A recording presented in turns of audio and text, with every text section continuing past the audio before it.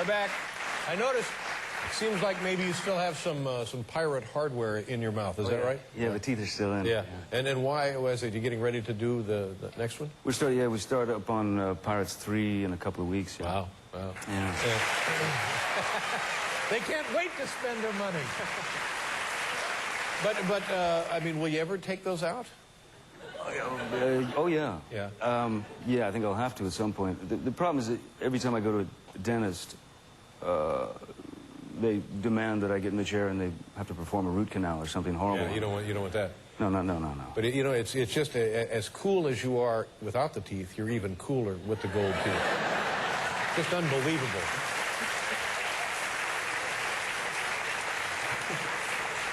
How's the family? Great. Yeah. Great. And as I remember, you were all at one time, perhaps still are, living in the south of France? Yeah, between the States and the south of France, and yeah, various other little... What are the ages of the children now? My daughter Lily Rose is 7, and my boy Jack is 4. 4. And when you were here once before, you described them. They were much younger then. Yeah. It was like living with drunks. It kind of still is the same. Yeah. Yeah. And what about these kids and their dad in the big Pirates of the Caribbean movie? Is that a tremendous thrill for them? Not especially, you know. Really? Well, they're sort of used to it, you know. They've grown up around it, so I mean, they don't really notice the teeth. They don't notice the... Right. You know, they'll just sort of see me as Captain Jack. It's like, oh, yeah, Papa, hi. It's just what Dad does. Kind of deal, yeah. Yeah. And what are you doing with the rest of your summer? Are you spending it here or in Europe? We spent a little time in the Bahamas after Pirates 2. Oh, tell me about the place in the Bahamas. This is fascinating. Oh yeah, it was, you purchased an island? I did, in fact, yeah. Wow, I didn't know you could do that. Neither did I. Yeah. Well, tell us how this came about. I just, you know, I was just, I'd always kind of had that in the back of my mind, that idea, you know, living on a desert island, as we all do probably. So. Yeah. And this thing showed up, and I snatched it. Is it large? How big an island is it? It's about 45 acres, something like that. Pretty good size. Nice size, you know, a few beaches and stuff, and. And it's just you and your family there? Yeah. Wow, that's pretty cool. It's pretty good. Yeah. And how do you get to the island? Well, you could take a boat or a seaplane. Yeah. And the seaplane sounds great. Have you done that? I'm not ready for that yet.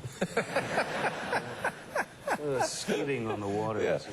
And what do you do when you're on the island? Because you're there when you're there. Oh yeah, absolutely nothing. Nothing. Yeah. Kids run around playing the sand, you know. And I'm guessing that one of the great wonders of the experience is the night sky. It must be tremendous. Incredible. Oh, Milky Way. Yeah. You know, it's insane. Yeah. Yeah. I got a bid in on a place on Staten Island. Kind of a timeshare thing. Hoping that goes through. I'll go in halves with you. Really? Yeah. No, but who do you talk to for advice when you're buying an island, for God's sakes? Well, yeah, that's the thing. I was very lucky, you know.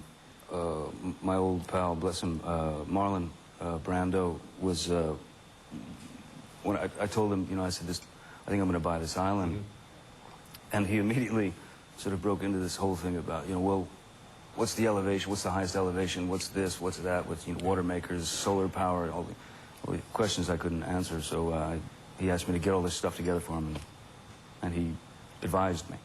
Wow. Yeah, he was terrific about it. So he was kind of like he was working for Century 21 or something. The guy, he had an island in the South Pacific, right? Yes, down in Tahiti.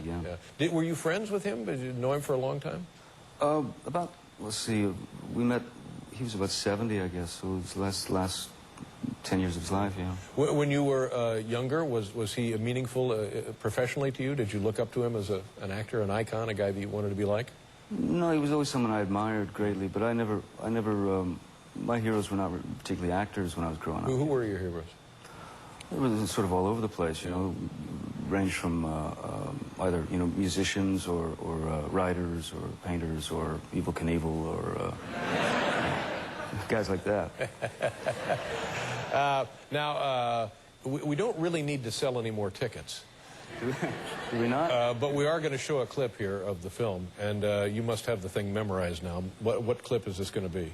I think it has something to do with when I'm loading the Pearl up to go out into the waters, and a young pirate arrives. Okay. Something like that. Here it is, Pirates of the Caribbean, Dead Man's Chest. It's in theaters now, struggling along. Captain Sparrow, Come to join me, crew, lad. Welcome aboard. I'm here to find the man I love. I'm deeply flattered, son, but my first and only love is the sea. Meaning William Turner, Captain Sparrow. Elizabeth, hide the rum. You know, these clothes do not flatter you at all. It should be a dress or nothing. I happen to have no dress in my cabin. Jack. Oh, golly.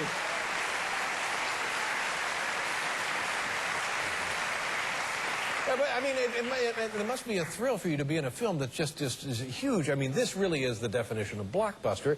And for actors, I guess the craft and execution of that comes first. But nonetheless, the recognition must be very, very flattering.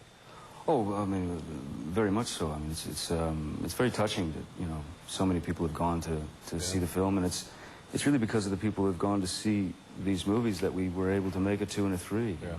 It's because of the audience, because of the people who pay their money to go see it. Great to see you again. Thank you. Thank you very much. Johnny Depp, ladies and gentlemen. We'll be right back with the Spinners.